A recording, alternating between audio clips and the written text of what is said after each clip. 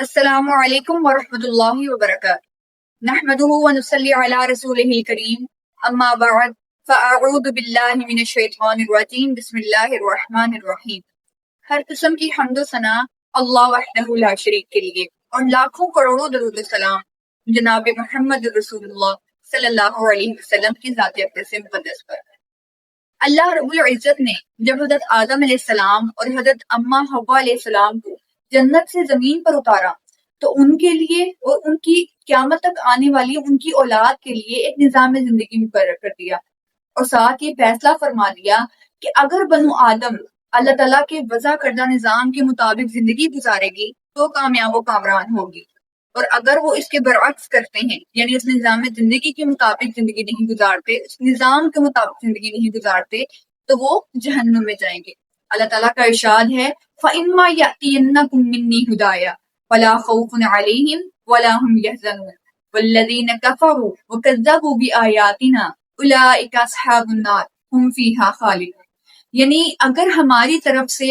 تمہارے پاس کوئی ہدایت آتی ہے اور اگر تم میں سے کوئی اس کی اتباع کرے گا تو نہ تو اس کو کوئی خوف ہوگا اور نہ وہ غمگین ہوں گے، اور اگر اس کے برعکس جو اس کا انکار کریں گے اور ہماری آیات کو جھٹلائیں گے تو یہی لوگ جہنم والے ہیں اور وہ اس میں ہمیشہ ہمیش رہیں گے۔ اب اس مقام پر اللہ تبارک و تعالیٰ نے اس بات سے آگاہ فرما دیا کہ دنیا بننے سے لے کر تمام انسانوں کے لیے جو قیامت تک آئیں گے ان کے لیے اللہ تعالیٰ نے ایک نظام مقرر کر دیا، اگر تو وہ اس کے مطابق زندگی گزاریں گے تو کامیاب و کامران ہے۔ یعنی اگر اللہ تعالیٰ کی طرف سے آنے والی ہدایت کی وہ پیروی کریں گے، اس کی اتباع کریں گے تو دنیا میں بھی وہ کامیاب و کامران ہے، اور نہ تو دنیا میں ان کو کوئی غم ہوگا، اور اگر وہ ایسا نہیں کریں گے یعنی اللہ تعالیٰ کی طرف سے آنے والی ہدایت کی پیروی نہیں کریں گے اور اپنی منمانی کے ساتھ زندگی گزاریں گے تو اس کا نقصان کیا ہوگا کہ دنیا میں بھی ان کو سکون اور چین نصیب نہیں ہوگا، اور مصیبتیں اور مصائب ہر طرح کی مشکلات ان کو گھیر لیں گی۔ اور ان کے بارے میں آتا ہے کہ قیامت کے دن ان کو اللہ تبارک و تعالیٰ اندھا کر کے اٹھائیں گے، تو پھر یہ اللہ رب العزت سے سوال کریں گے کہ یا اللہ دنیا ہم دیکھتے تھے، دنیا میں ہمارے پاس بینائی کی نعمت تو نے ہمیں دی تھی، لیکن قیامت کے دن ایسا کیا ہوا کہ تو نے ہم سے ہماری بینائی چھین لی؟ تو اللہ تبارک و تعالیٰ اس کے جواب میں کہ تمہارے پاس ہمارا دین آیا لیکن تم نے اسے پسے پشت ڈال دیا اور اس سے روگردانی کی اور اپنی مرضی کے مطابق اپنی زندگی گزاری۔ تم نے نہ تو ہماری ہدایات کی کوئی پرواہ کی اور نہ ہی ہمارے احکامات کی کوئی پرواہ کی، تو آج ہمیں بھی تمہاری کوئی پرواہ نہیں، اور پھر انہیں جہنم میں ڈال دیا جائے گا۔ اب سوال یہ پیدا ہوتا ہے کہ اللہ تبارک و تعالیٰ کی ایسی کون سی ہدایت ہے جس کی ہمیں پیروی کرنی ہے؟ آئیے اس کا جواب بھی ہم قرآن مجید سے ڈھونڈتے ہیں۔ اللہ تعالیٰ کا فرمان ہے اللہ نزل احسن الحدیث کتابا متشابہا مثانیہ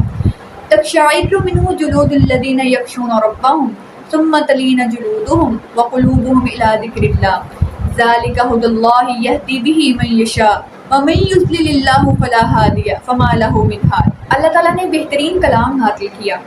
یہ ایک ایسی کتاب ہے کہ اس کے مضامین ملتے جلتے ہیں اور بار بار دہرائے جاتے ہیں، اس سے ان لوگوں کے رونگٹے کھڑے ہو جاتے ہیں جو اللہ تعالیٰ سے ڈرتے ہیں،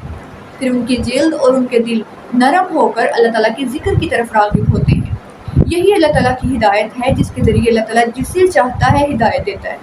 اور اللہ تعالیٰ جسے گمراہ کر دے تو اسے کوئی ہدایت دینے والا نہیں۔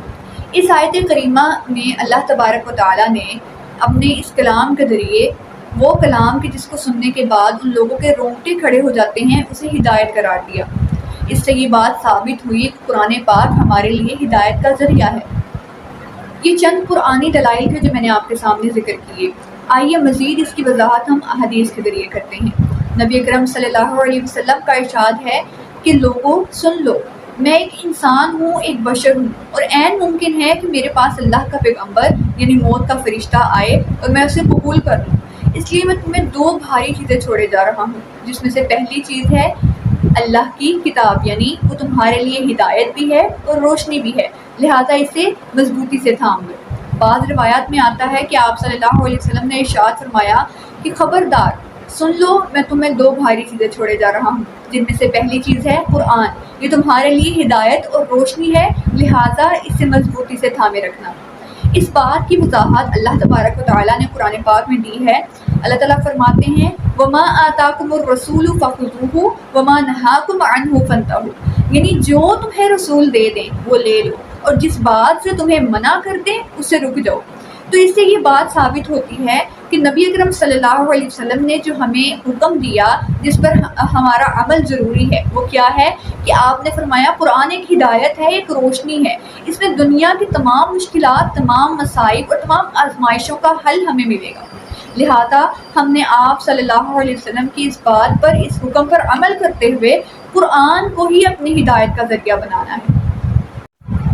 اب تک کہ ہماری اس گفتگو سے یہ بات ثابت ہوئی کہ اللہ تبارک و تعالیٰ نے مسلمانوں کے لیے اس دنیا میں اگر کوئی ہدایت کا ذریعہ بنایا ہے تو وہ صرف اور صرف قرآن مجید ہے، اور نبی اکرم صلی اللہ علیہ وسلم کی اتباع کو، نبی اکرم صلی اللہ علیہ وسلم کی پیروی کو بھی اللہ تبارک و تعالیٰ نے ہدایت کا ذریعہ قرار دیا ہے۔ تو اب ہمارے لیے کیا ضروری ہے کہ دنیا میں چاہے ہمارے لیے کتنی ہی آزمائشیں کیوں نہ ہوں، کتنے ہی مصائب اور مشکلات کیوں نہ ہوں، ہم نے صرف اور صرف اللہ تبارک و تعالیٰ اور اس کے بھیجے گئے رسول کے احکامات کے پر عمل کرنا ہے اور اسی کو ہدایت کا سرچشمہ بنانا ہے۔ اللہ تبارک و تعالیٰ سے دعا ہے کہ اللہ تعالیٰ ہمیں عمل کرنے کی توفیق عطا فرمائے۔ وآخر دعوانا ان الحمد للہ رب العالمین۔ السلام علیکم ورحمۃ اللہ وبرکاتہ۔